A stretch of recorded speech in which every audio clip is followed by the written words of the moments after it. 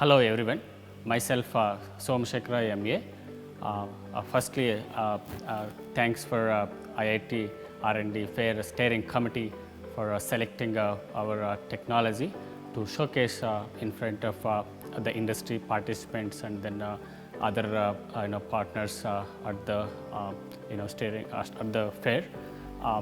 I belongs to additive manufacturing and 3D printing laboratory in the Department of Mechanical, Material and Aerospace Engineering, IIT Dharwad. We are basically located presently in the permanent campus. It's a Valmy campus. We are also in the construction phase of a permanent campus. We are hoping by another 6 months we will be moving to permanent campus. So we would also like to thank our funding agencies. This project is basically funded by startup research grant and also TETRA meaning Technology Translation Award. So I would also like to thank my team members who are basically part of this project for doing this work and then taking it forward. The project, the title basically selected for this fair is the design and development of 4D printing technology. So far we have heard about 3D printing, meaning we see whatever the parts that are basically printed in a static nature, right? You take any technology within the 3D printing technology, that can be FDM or SLA or DED, any technology that you see, or all the parts are basically in static nature. But the technology that I am talking about today is 4D printing technology. So basically how you can change the shape after depositing, how you can basically change their structure, right, for different applications, since we have seen the limitation with respect to the static in nature. But what the one we are developing here is it will have this dynamic nature. So the 4D printing is basically nothing but you are adding another dimension to the 3D printing. Meaning we have the already 3D printed parts, adding another dimension is called a time, right? How basically the shape changes over the time.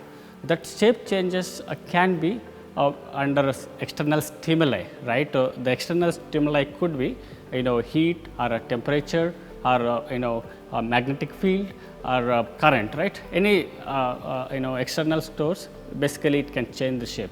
As we have seen a lot of things are basically, example, if you take our own body, right, we have lot of growing cells and then growing materials, etc. So what I am trying to see here is here there is the major shift from 3D printing to 4D printing, that is changing the shape of your object. Meaning here what is most important for us is the material. What kind of material we basically use for changing the shape. So when I talk about the material, I should know that what is the behavior, right? What is the how it behaves. Like we see a lot of materials are available in the market and then in and around us, but we should see what is actually the real material which can change the shape. That behavior or changing the shape or programmable material is called shape memory or smart material, right? Within the smart material we have different materials, like could be metal or it could be polymers or so on. So the one we are basically working at is like how to use this smart materials, because if you see one side we have highly developed technology 3D printing, other side we see that highly memorable, like it can remember their shapes and it can change their shape and behavior, but how to combine together is what we are trying to do, and then we are trying to change the behavior of that the printed part. So based on application, based on the mechanism that we want to achieve, or based on the shapes and then the dynamics nature that we want to see, basically we first identify what is the application, right? Once we identify the application, then our next step is how to embed, how to basically combine two different parts. Because when I say two different parts, here I mean is one I have the polymer, other one I have the smart materials, because I need to make sure exactly where to place and how many number of the layers or how many number of the wires I should embed, so that I will have sufficient loading conditions and then sufficient bonding and then etc. So, once I fix that, means I need to do the pre-processing, right. Once I have the pre-processor, the next step is I feed into the 3D printer. So, once I feed it to 3D printer, I will also have a controller. Basically, this controller will control heating unit and then cooling unit and also guideways, like basically moving from one section to other section.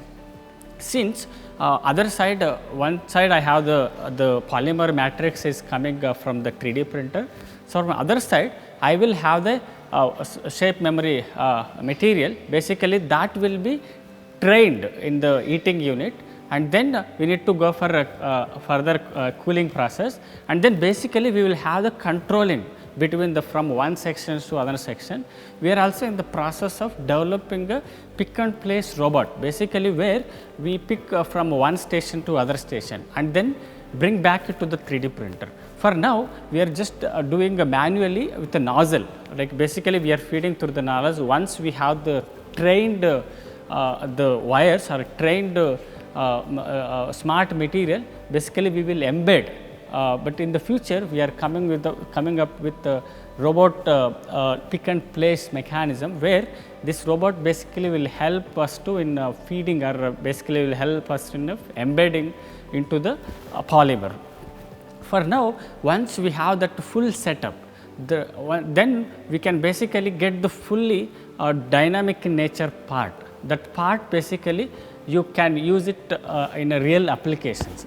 As I said, the part is no longer static now, it is in dynamic in nature. This technology can be used in the various applications in various field.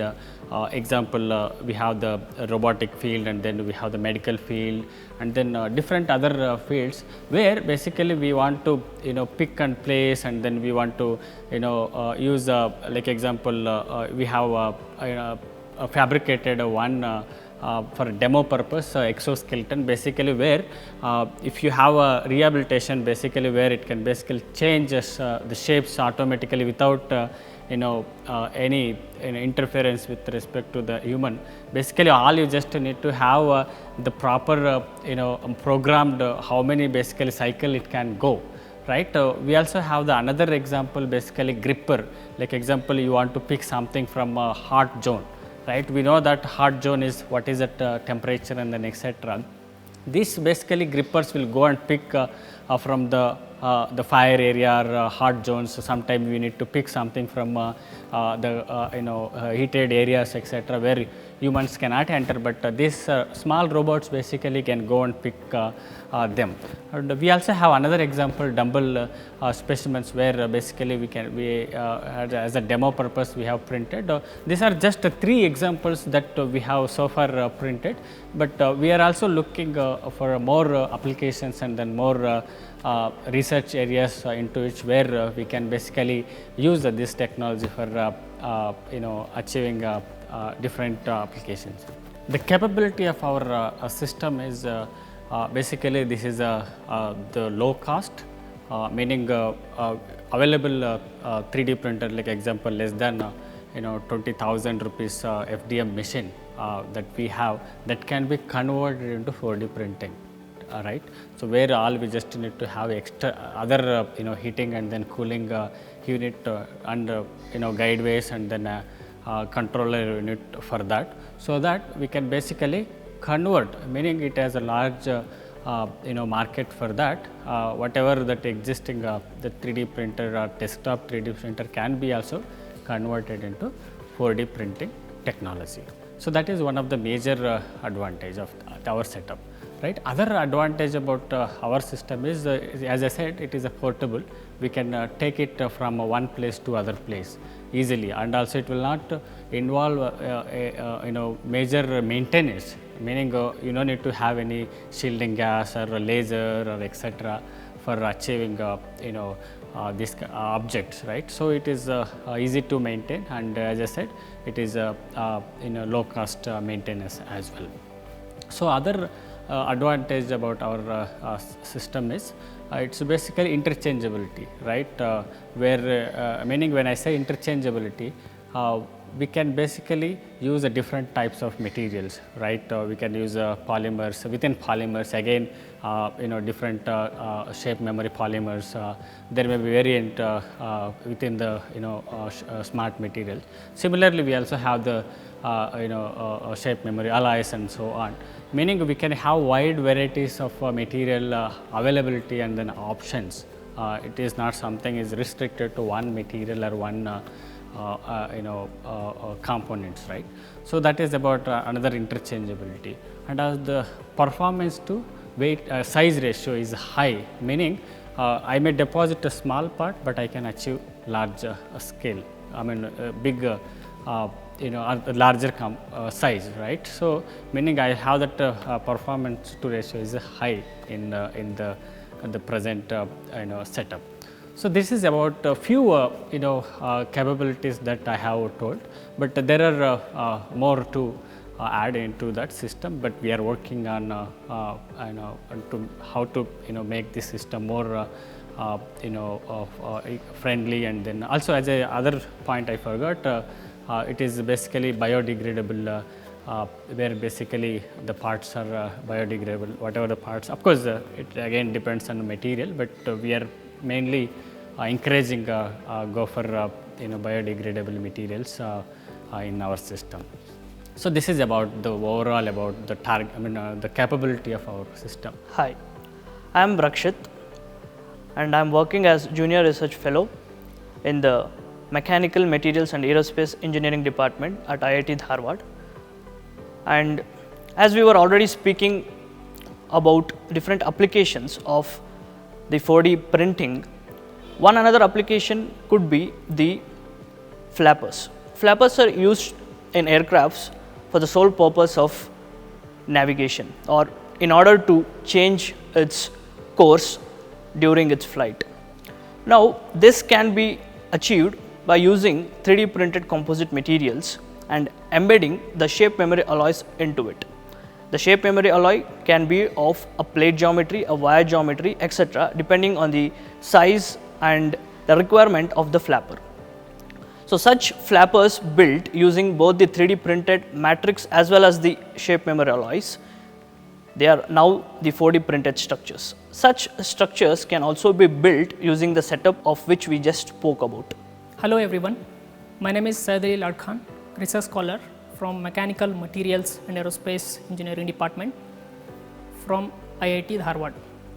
So here, as we already seen some of the 4D printed parts which we have already built using our 4D printing setup.